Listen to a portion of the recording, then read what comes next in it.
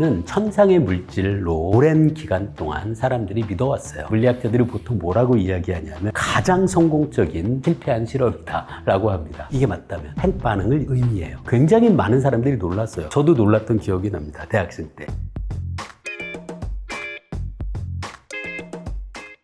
예, 안녕하세요. 성균관대학교 물리학과 김범준입니다. 범준의 물리다에 와주셔서 감사합니다. 오늘은 우리가 믿고 있었던 물리법칙들 중에 지금 시간이 지나서 되돌아보니 잘못된 것으로 밝혀진 과학에 대한 이야기를 해보려고 하는데요. 일종의 과학계의 흑역사라고 할 수 있는 재밌는 이야기를 나눠보려고 합니다. 물리학계의 흑역사를 본격적으로 다루기 전에 먼저 여러분들이 좋아하는 음식 얘기로 이야기를 시작하도록 하겠습니다. 먼저 말씀드릴 내용은 우리 모두가 좋아하는 토마토에 대한 거예요. 토마토는 스페인 정복자들이 아즈텍을 찾아갔을 때 그곳에서 유럽으로 가지고 온 과일입니다. 아즈텍 말로는 토마토를 토마틀이라는 이름으로 불렸던 것 같아요. 유럽 사람들이 토마토라고 부르기 시작했는데요. 토마토가 유럽에 들어온 후 한동안은 유럽 사람들이 토마토에 독성이 있다. 그래서 먹거나 냄새를 맡거나 하면은 토하게 되고 그런 이야기를 했었는데요. 이 얘기는 일부 근거가 있습니다. 왜냐하면 토마토의 잎은 자신을 보호하기 위한 약간의 독성이 있는 물질을 분비하기 때문이에요.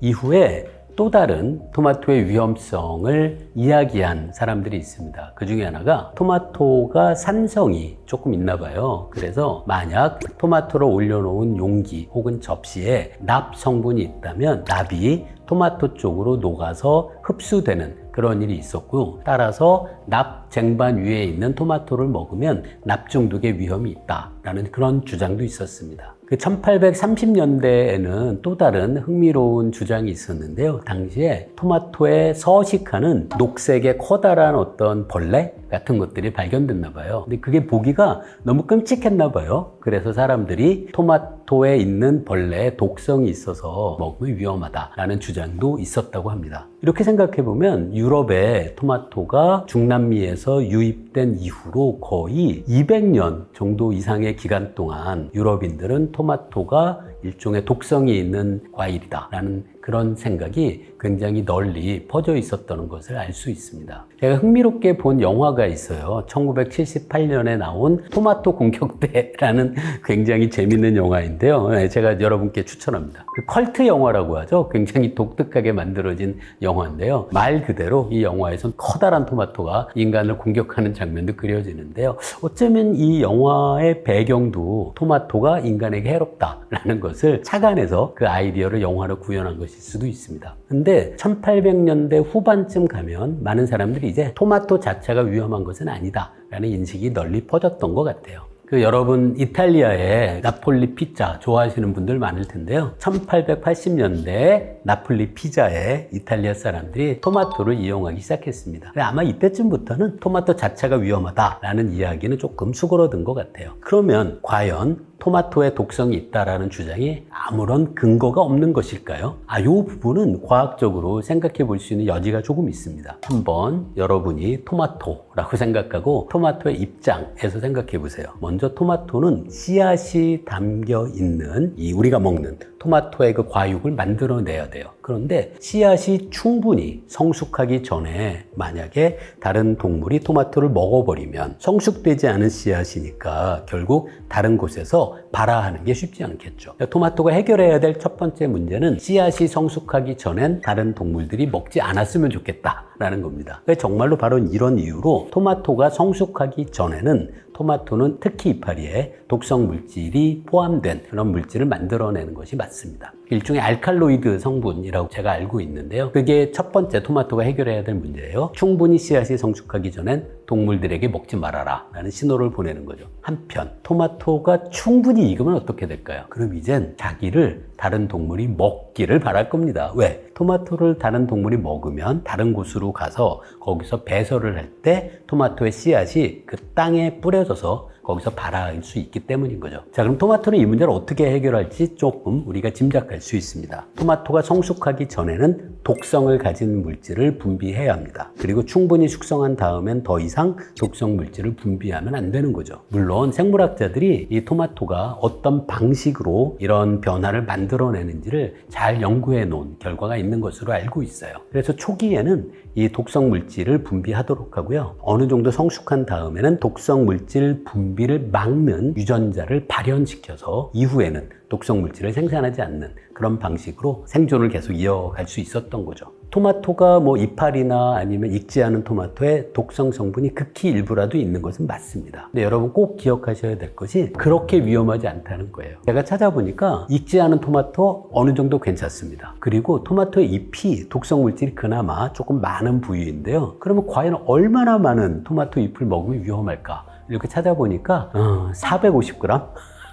정도로 엄청난 분량이 아니라면 사실 걱정하지 않으셔도 됩니다. 그러니까 토마토 독성이 있다는 것 일부는 맞지만 우리가 사실 걱정할 정도는 전혀 아니라는 것이 현재 과학계에서 밝혀진 사실입니다. 흥미롭게도 토마토 이파리가 아주 위험하지 않다는 걸 또 알 수 있는 사례도 있는데요. 일본의 어떤 요리사는 마른 토마토 잎을 추가한 맛있는 양념, 소스를 만들어내기도 하거든요. 그래서 걱정하지 않으셔도 됩니다. 다음 말씀드릴 내용은 전에 과학을 보다에서도 함께 이야기했던 건데요. 시금치에 과연 철분이 많을까에 대한 이야기입니다. 널리 알려진 스토리가 있어요. 저도 이 얘기를 들었는데요. 어떤 스토리냐면 1930년대 독일 과학자가 한 논문에서 시금치의 철분 함량을 숫자로 표시하다가 소수점을 한 칸 옆으로 옮겨 적었다는 거예요. 그래서 실제 시금치의 철분 함량보다 10배가 더 많은 함량이 시금치에 있다 라는 오해가 만들어졌다라는 이야기가 전해집니다.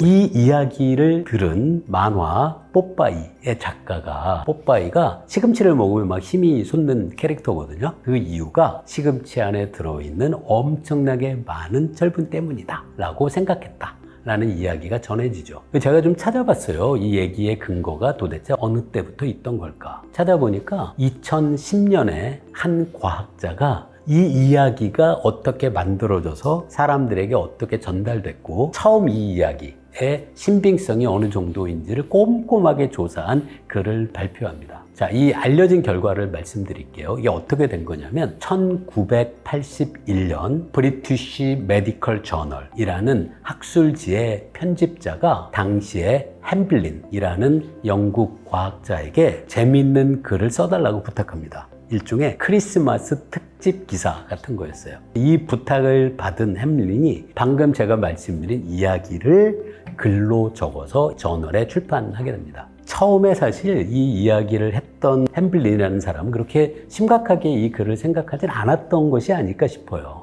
근데 1981년에 햄블린의 글 이후로 이 이야기가 사람들에게 굉장히 널리 전파됐다 라는 것이 2010년 제가 말씀드린 논문에서 밝혀낸 사실입니다.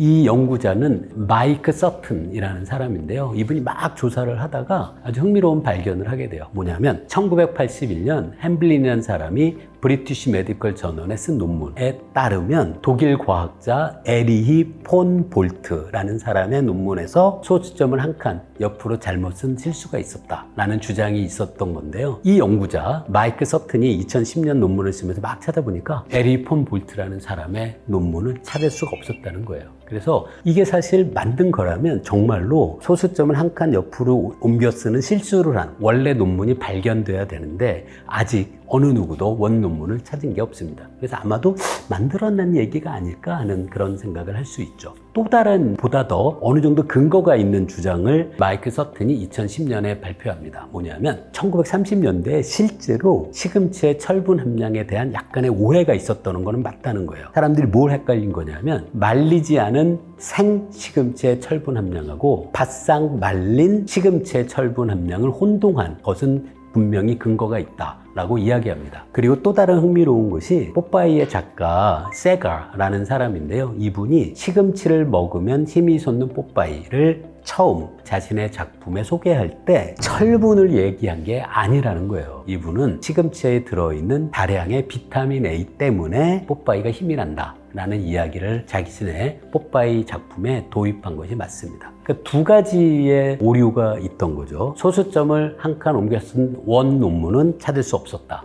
그래서 1981년에 햄블린이라는 사람이 한 주장이 근거가 있는지 잘 모르겠다라는 거고요. 그 다음에 두 번째, 뽀빠이의 힘을 크게 늘려주는 역할을 하는 건 사실 시금치에 들어있는 철분이 아니라 비타민 A다 라는 것도 그 오류를 연구자가 찾아낸 거죠. 제가 찾아보니까 정말 1932년에 뽀빠이 만화, 손으로 그린 이 뽀빠이 만화에 있는 장면이 있습니다. 이 장면을 보면 명확하게 뽀빠이를 처음 이 만화를 그린 분은 시금치에 들어있는 철분이 아니라 비타민 A 때문에 힘이 솟는다 라고 분명히 생각했던 것이 맞습니다. 시금치에 철이 많다는 것은 그러면 맞는 얘기일까요? 틀린 얘기일까요? 사실 일부분은 맞는 얘기입니다. 시금치에는 정말로 철분이 많아요. 찾아보니까 100g의 시금치에는 26mg의 철분이 들어있는데요. 이게 육류는 100g에 25mg이래요. 거의 비슷한 정도의 수준으로 시금치에 철분이 많은 것은 맞습니다. 하지만 여기서 반전이 있는데요. 시금치에 들어있는 철분은 육류에 들어있는 철분과 달라요. 그래서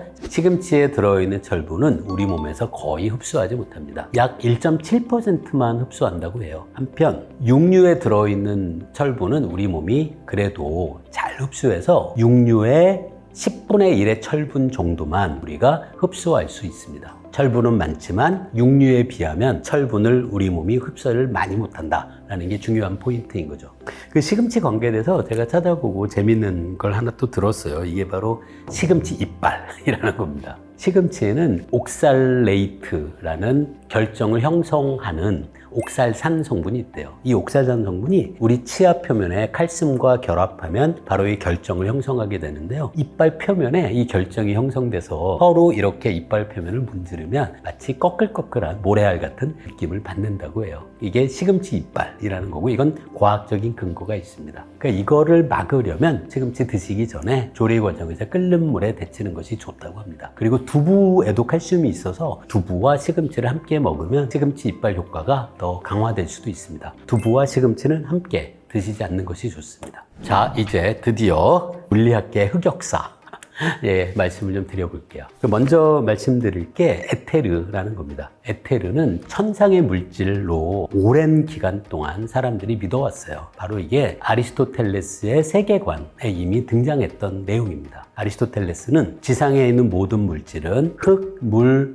공기, 불 이렇게 4개의 원소가 만들어내고요. 지상이 아닌 천상에 있는 물질을 구성하는 것이 바로 에테르라고 불리는 제5의 원소라고 생각했습니다. 이 아리스토텔레스 세계관에서의 에테르는 사실 과학적인 근거는 많진 않아요. 근데 하지만 이후에 과학의 역사에서 에테르가 또다시 몇 번 더 등장합니다. 흥미롭게도 뉴턴, 보편 중력을 찾아낸 뉴턴도 에테르 얘기를 해요. 에테르 입자를 처음에 뉴턴은 뭐라고 생각한 거냐면 중력을 매개하는 어떤 입자가 있고 그 입자를 에테르라고 하자 라는 이야기가 프린키피아 출판 이전에는 뉴턴의 언급이 전해집니다. 이후에도 뉴턴이 또다시 에테르 얘기를 해요. 바로 이게 뭐냐면 뉴턴이 한 유명한 실험이 있거든요. 프리즘을 통해서 들어온 흰 빛이 프리즘을 통과하면서 여러 스펙트럼으로 나뉘잖아요. 이걸 뉴턴이 에테르를 이용해서 이 현상을 설명합니다. 물질 안에 에테르가 있는데 에테르의 밀도가 다르다는 거예요. 그래서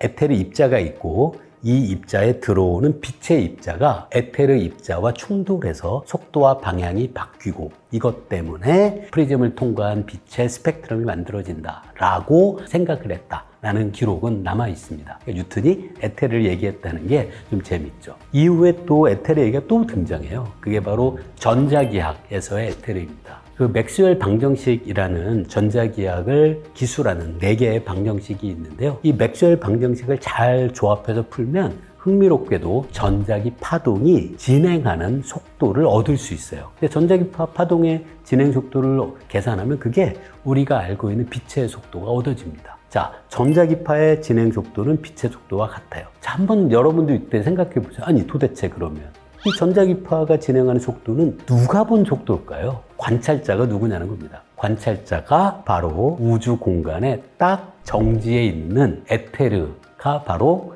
빛의 속도를 C로 측정하는 관찰자의 좌표계다 라고 많은 사람들이 믿기 시작했습니다. 따라서 전자기 파동으로 당시의 사람들이 생각했던 것이 에테르라는 물질이 우주 공간을 가득 채우고 있고 이 에테르는 정지해 있고 이런 생각을 했던 거죠. 이후에 이어진 유명한 실험이 바로 마이켈슨 몰리의 실험입니다. 마이켈슨 몰리 실험은 어떤 아이디어였냐면 에테르가 우주 공간에 정지해 있고요. 그 안을 지구가 움직이죠. 그럼 지구가 움직이는 방향에 따라서 빛의 속도가 달라지는 것이 가능하겠죠. 그래서 마이켈슨 몰리 실험에서는 직각을 이루는 두 경로로 빛을 보낸 다음에 돌아오는 빛이 어떻게 간섭 현상을 일으키는지를 측정해서 에테르에 대한 상대적인 지구의 운동을 알아낼 수 있다. 결국은 에테르라는 정지 좌표계가 있다라는 것을 보이기 위한 실험으로 처음 제안됐어요. 그런데 반전이 있죠. 마이켈슨 몰리는 이 실험을 통해서 결국 아무런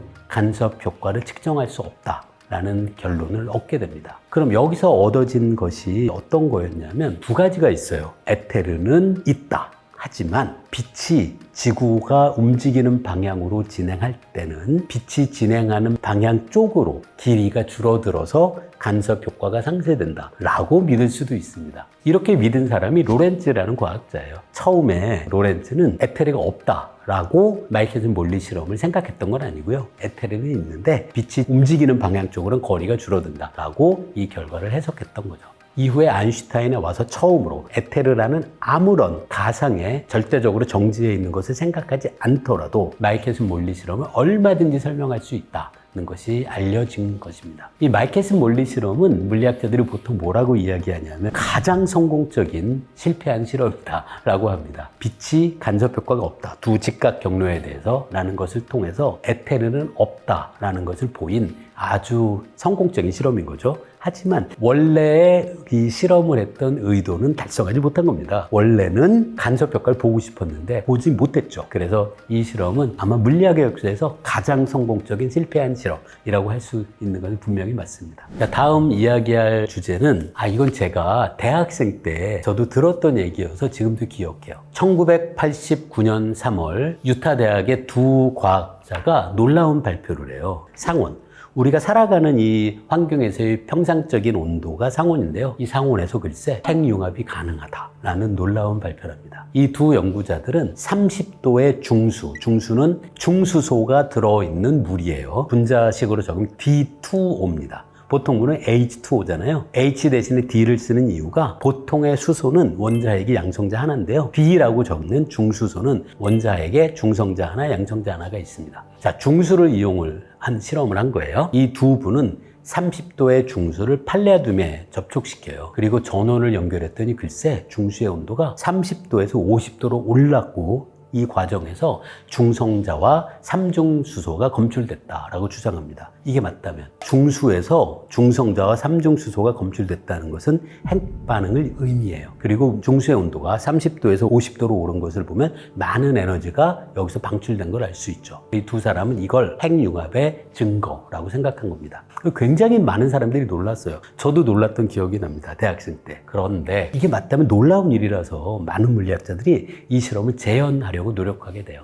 그러다가 몇 달이 지나면서 이게 재현되지 않는다라는 것이 알려지게 됩니다. 사실 이게 맞다면 엄청난 거예요. 우리가 살아가는 평상시의 환경에서도 핵융합이 가능하다면 당연히 인류의 에너지 문제는 정말 금방 해결되겠죠. 그러다가 이 연구들이 계속 이어집니다. 아니다, 이게 맞는 거다라고 믿었던 사람들이 연구를 계속 이어가요. 현재 미국 특허청이라고 있잖아요. 여기서는 이 주장 상온 핵융합이라는 특허는 지금은 접수도 받지 않습니다. 결론은 처음에는 놀라운 사실처럼 보였지만 재현되지 않는 실험이었어요. 현재 학계는 상온 핵융합은 사실이 아니다 라는 합의가 이미 이루어져 있는 상황입니다. 어쨌든 물리학계의 역사에서 상당히 흥미로운 일종의 흑역사라고 할 수 있는 것은 분명합니다.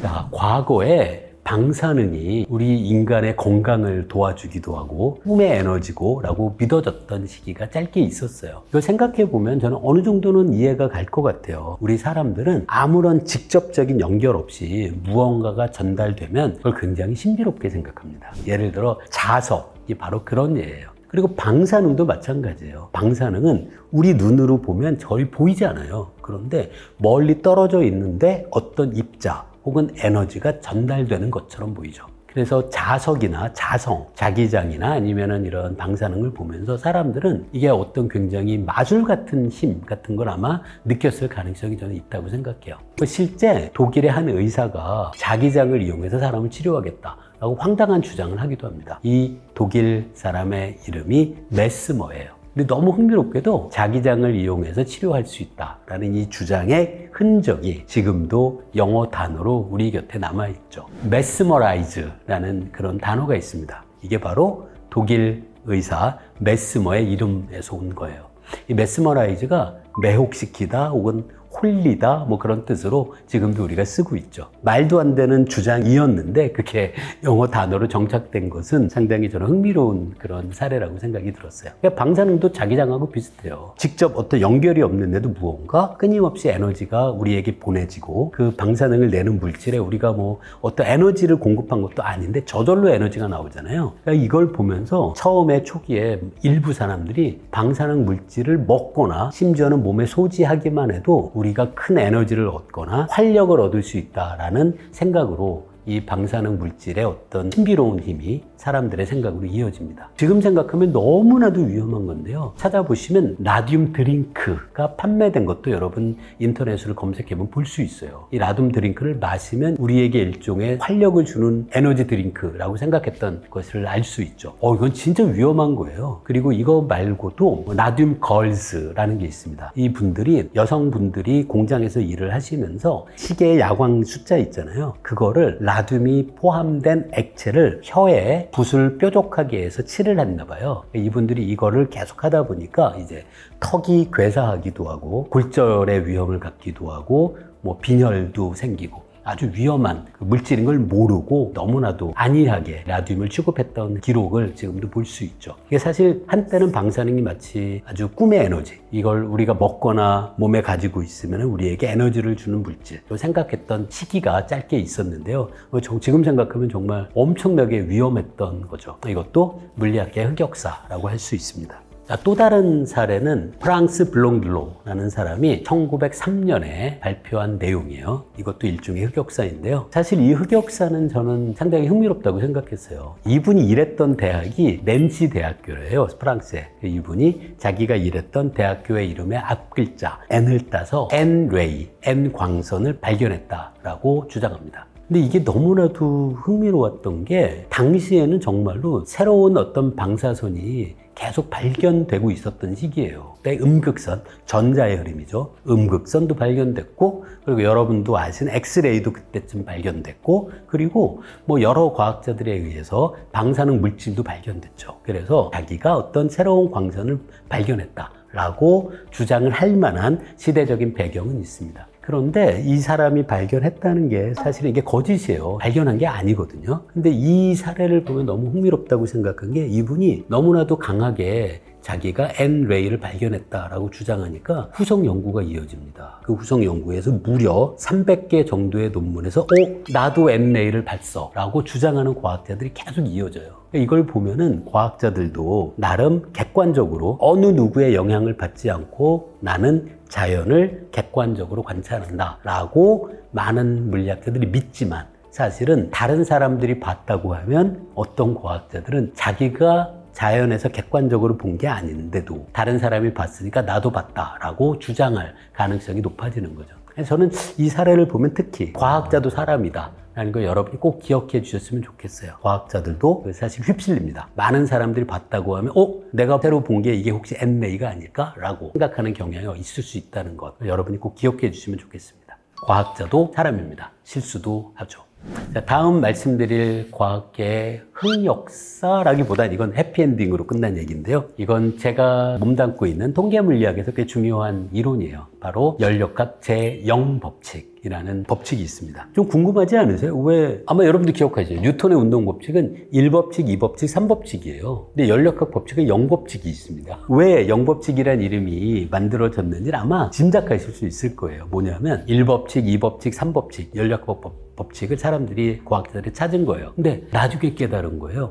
아닌데 우리가 연력학 이론을 계속 전개하려면 먼저 해야 했을 일이 있었다는 거예요. 그래서 그 이론에 영법칙이라는 이름이 붙게 됩니다. 그 연력학 영법칙이 사실 여러분이 들으시면 너무 자명해 보여요. 어떤 건지 말씀드릴게요. 아이디어가 간단해요. A라는 시스템이 있고 B라는 시스템이 있습니다. 만약 A와 B가 서로 열평형 상태에 있다고 가정할게요. 그리고 B와 그 다음 C도 열평형 상태에 있습니다. 즉 A와 B가 열평형, 그 다음엔 B와 C가 열평형. 이게 가정이에요. 연력학 제0법칙은 그 다음에 하는 얘기가 그렇다면 A와 세 번째였죠. C도 열평형 상태다 라는 것을 이야기합니다.